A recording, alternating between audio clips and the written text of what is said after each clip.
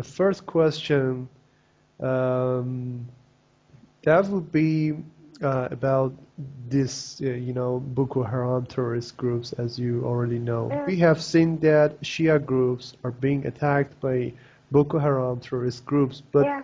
why do you think that Nigerian government doesn't try to prevent or stop them, and instead it kills Muslims, it kills Shias, and also there has been some Sunnis among them. Why is that? Yes. It's a clear thing that there is a secret relationship, as I think there is a secret relationship between Boko Haram groups and the Nigerian government. Mhm. And if it not was that mean the attacking of innocent Muslims and innocent citizens of Shia and non-Shia, and not we don't have they don't have the same reaction against the Boko Haram groups, Mhm. which they are the uh, True. terrorist groups. That's right. Okay. Okay. And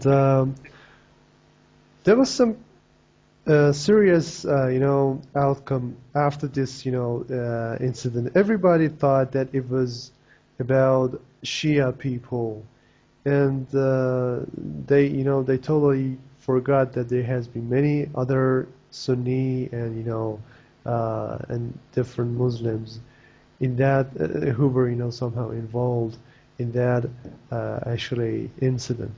So do you think this disaster was only about Shia, or it was a whole different, it has a whole different level of operation?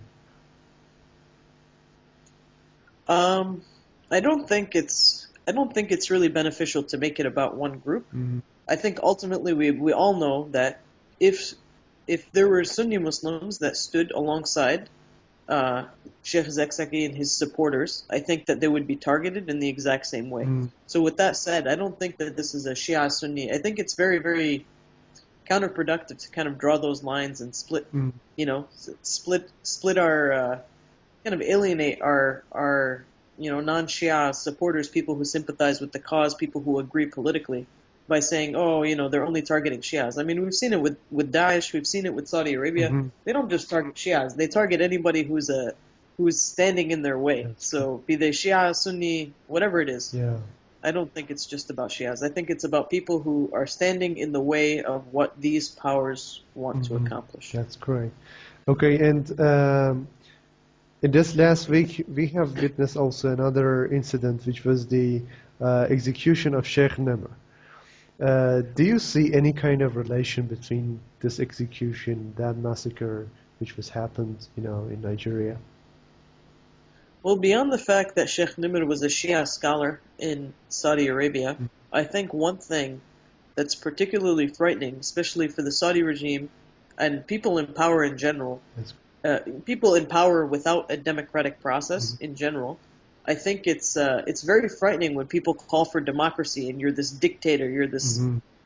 unelected leader, and people are threatening your throne, they're threatening your riches, they're threatening all your power, and so I think I think you can draw a parallel. You can say that what was happening in Nigeria may have been doing the same thing Mhm. to whoever's profiting off the current political structure Mhm. in Nigeria probably stood to lose the same things that the Saudi regime stands to lose if the people decide that they do want democracy and they revolt. Mhm. Okay, and do you think that this incident and all the messages which came out of this incident would change this process of resistance in the world? Would it have any kind of effect on the minds of people, or it would be just buried in the history, just like every other incident? I think external to the United States and a lot of the Western countries, I think the media coverage has been fairly uh, like it's been plentiful. There's a good amount of media coverage, at least about Sheikh Nimr. About the Nigerian incident, not so much. Mhm. But I think that I definitely think it will ignite some uh, some fire in the hearts of those who they know that what he was standing for was right.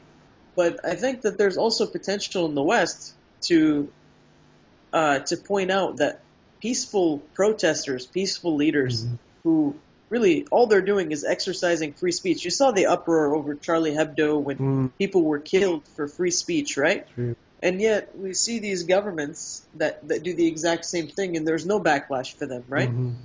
So I think that there's a potential to say, if you can adequately show the world exactly what's happening, that people are being killed for suggesting that there should be some type of democracy or that there should be some type of equality, and that people are being killed for those things, I think that it's very likely that you'll get world support, that people will look at that and say, no, that's not right, we can't support that. Why are we allied with these people? Why are we supporting them? Why are we profiting off this type of these types of actions?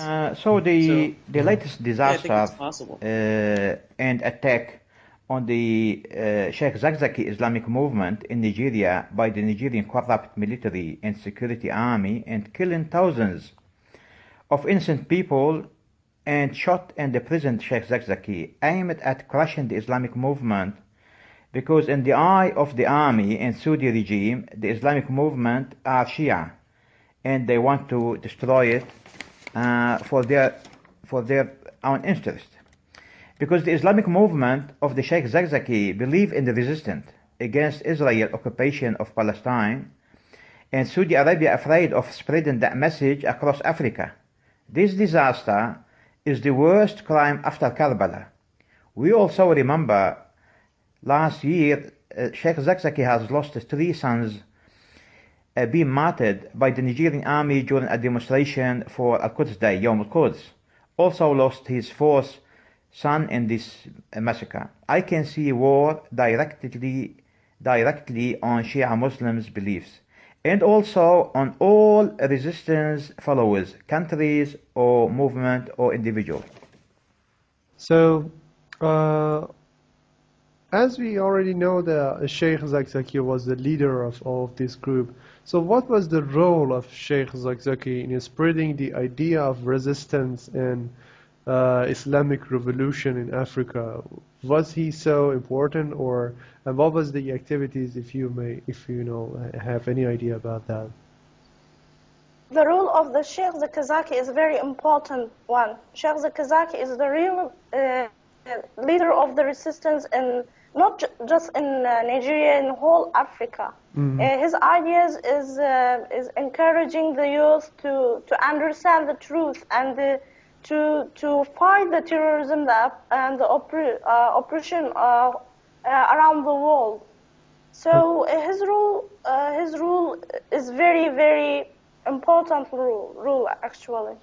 So was he also only limited to Shia people, or also Sunni people? Sunni Muslims were also following him. Actually, I think he's not just for Shias. He's for all Muslims, because he didn't call something a sectarian thing. He didn't call that Shia Muslims are different from Sunnis one. So I think even not just for Muslims, he's for all humanity, because he was just seeking for freedom of and the human rights. That's great. Okay, thank you.